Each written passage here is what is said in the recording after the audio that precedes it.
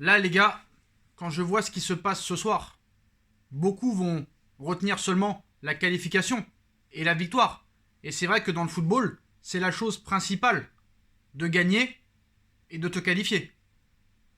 Mais quand tu vois la prestation du Paris Saint-Germain ce soir contre Caen, une équipe de Ligue 2, qui te faut une action assez exceptionnelle de Keane et de Neymar pour t'en sortir, ça prouve quand même certaines choses.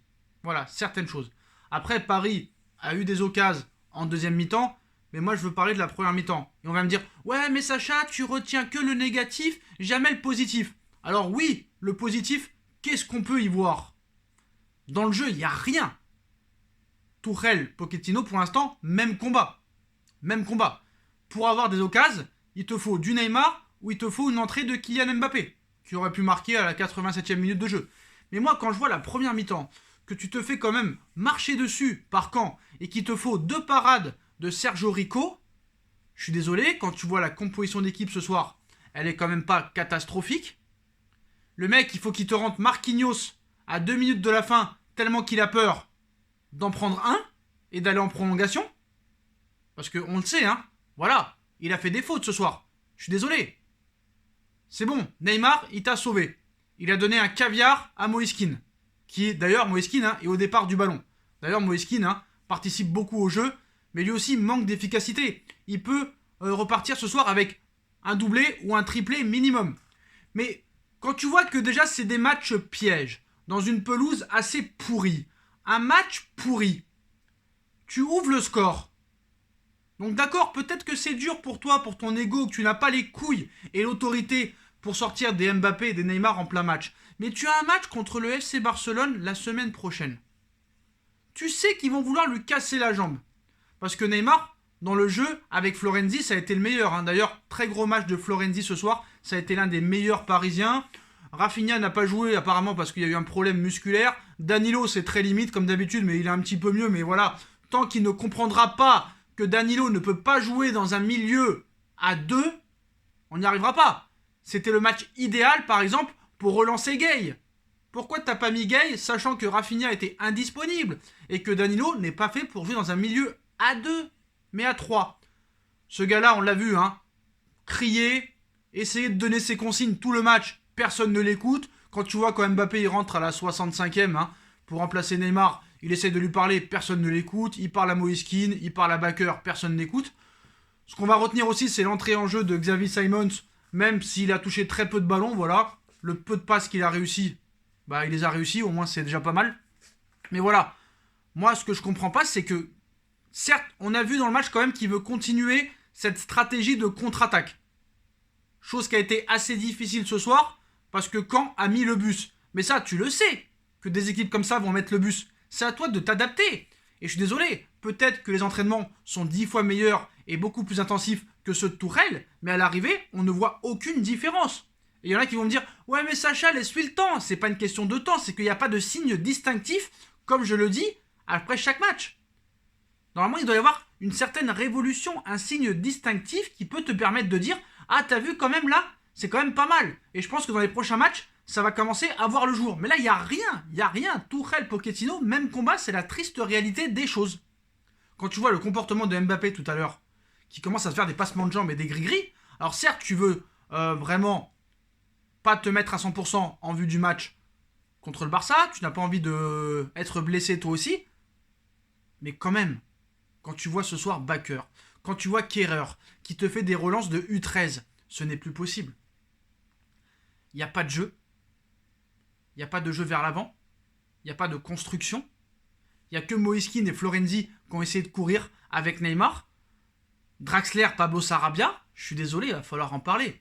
Quand est-ce que tu vas comprendre que Sarabia est un super sub et qu'il faut le faire rentrer à 20-25 minutes de la fin? Pas plus. Draxler n'en a plus rien à foutre du PSG. Tu dois le laisser en U19. Draxler, lui, il veut finir son contrat, encaisser son chèque. Et c'est votre faute, ça. C'est votre faute, c'est vous qui n'avez pas voulu vous en débarrasser maintenant depuis des années. Même s'il a un très gros salaire. Mais Draxler a la tête ailleurs. Draxler n'a plus rien à foutre du Paris Saint-Germain. Donc, voilà pour les choses négatives. Et moi, je vois pas en quoi ça peut s'améliorer. Alors certes, le Barça a perdu ce soir. Et on va me dire, ouais Sacha, Paris, nous au moins on a gagné. mais le Barça a perdu et tu le dis pas et tu dis rien. Et tu critiques pas le Barça. Oui, je critique le Barça. Ils ont perdu. Mais ils ont perdu où le Barça? Ils ont perdu au FC Séville.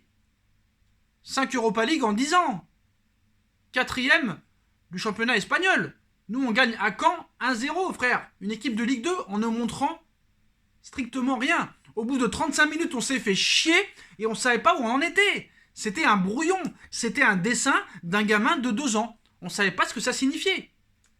Qu'est-ce que tu veux débriefer ce soir, honnêtement? À part dire, eh bah oui, Neymar s'est blessé. Bah oui, frère. Bah oui, frère, Neymar s'est blessé et on sait pas réellement combien de temps il pourrait être indisponible. Alors, quand il est sorti, hein, il marchait, normalement. Il se tenait pas la cuisse.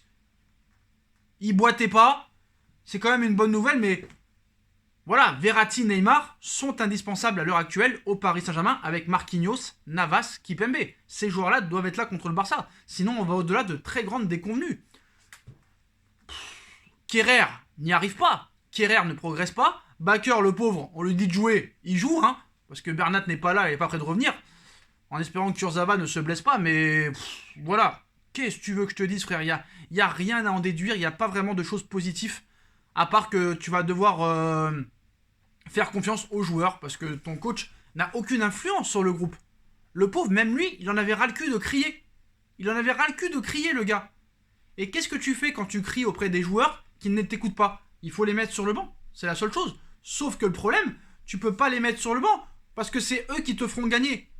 Il a fallu que Neymar soit titulaire ce soir pour que tu t'en sortes. Et oui, frère, si Neymar n'est pas là ce soir, tu ne marques pas de but. C'est la triste réalité des choses. Voilà. D'ailleurs, le but, hein, c'est la seule chose positive que j'ai vue, après la prestation de Florenzi, bien sûr, c'est que le but, bah, tu vois que Moïse Kean, vraiment, il participe beaucoup au jeu, et je pense qu'il va falloir le faire plus jouer. Parce que Neymar et Mbappé, quand ils jouent les deux ensemble, ils donnent jamais de caviar à Icardi. Par contre, quand il y en a un des deux qui est absent, et qu'un des deux qui sont sur le terrain, là, il n'y a pas de problème, Icardi reçoit des ballons. Comme contre Marseille, contre Lorient, contre Brest. Mais quand il y a Mbappé et Neymar titulaires dans le match, souvent ça joue individuel et Icardi n'a pas de ballon. Est-ce qu'il faut mettre Moïse Kean titulaire contre le Barça? Je dirais non. Pourquoi? Parce que Moïse Kean, il lui faut souvent 2-3 occasions pour marquer. Alors que, enfin, souvent il marque au début de la première. Souvent il marque dès sa première occasion, Moïse Kean, mais après il n'arrive pas à enchaîner. Ce soir il aurait pu enchaîner comme contre Saint-Etienne, comme contre d'autres matchs. Voilà, c'est ça le problème. Alors que lui, Icardi, tu vas lui en donner une, il va te marquer. Même tu lui en donnes deux, il marque. 2 sur 3, il marque, Mauro. Donc voilà. Donc les points négatifs, donc Kerrer catastrophique. Florenzi très très bon sur le côté droit. Vraiment, c'est le seul qui a essayé de participer, qui a essayé de centrer, qui a défendu comme un chien. Il a sauvé un moment il a sauvé une occasion de but à un moment à la 70e minute de jeu. Heureusement qu'il était là. Sur des occasions aussi, il amène le jeu offensif, vraiment très très bon Florenzi, j'aime beaucoup ce joueur, vraiment honnêtement j'aime beaucoup ce joueur. Sergio Rico a fait un très très bon match, je le mets dans mon top 3. Neymar aussi a été très très bon avant sa blessure. On espère que ce sera pas trop grave, mais voilà. La triste réalité de ce match, c'est de te dire que tu avais besoin de Neymar ce soir pour gagner face à Caen, une équipe de Ligue 2. Et ça c'est terrible, ça c'est terrible. Moi j'aimerais défendre Pochettino en disant... Attendez, ça va arriver, regardez, ça commence à mieux se trouver, ça commence à enchaîner les bonnes passes vers l'avant, à faire le pressing. Il n'y a aucun pressing, il n'y a aucun fond de jeu, il n'y a aucun jeu offensif. On a vu que ça partait pareil sur le jeu contre-attaque et je pense que ça va être comme ça maintenant contre Nice et contre le FC Barcelone. Paris va jouer maintenant en contre-attaque ou du moins va essayer.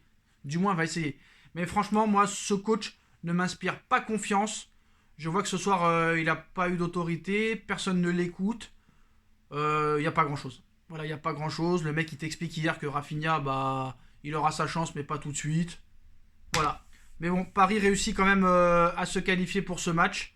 C'était le principal, hein, voilà, grâce à un but de Moïse Kean sur un service de Neymar. Mais voilà, Paris a perdu son prodige brésilien, sorti à l'heure de jeu, hein, et remplacé par Kylian Mbappé, qui aurait pu mettre un but. Mais voilà, le PSG se qualifie en 16e, mais à quel prix? En perdant peut-être son meilleur joueur pour le match le plus important de la saison. Voilà. Moi, je m'attendais franchement à me détendre ce soir, avant mon opération de demain matin, parce que oui, demain matin, je rentre à l'hôpital pour me faire opérer les postaux. Donc j'espère revenir le soir même, j'espère, ou sinon, bah, ça veut dire que je suis mort. Donc voilà, je tenais à vraiment me détendre, tu vois, en kiffant un petit peu, mais voilà. Ce soir, on va mal dormir. Demain matin, opération. On espère qu'on va se réveiller quand ils vont nous endormir. Donc voilà les gars, mais bon bah ce soir je me suis vraiment fait chier, je me suis vraiment ennuyé, mon équipe ne me fait pas kiffer. Mais malheureusement on restera supporter toujours, comme on le fait maintenant depuis plus de 23 ans. Voilà les gars, tchuss.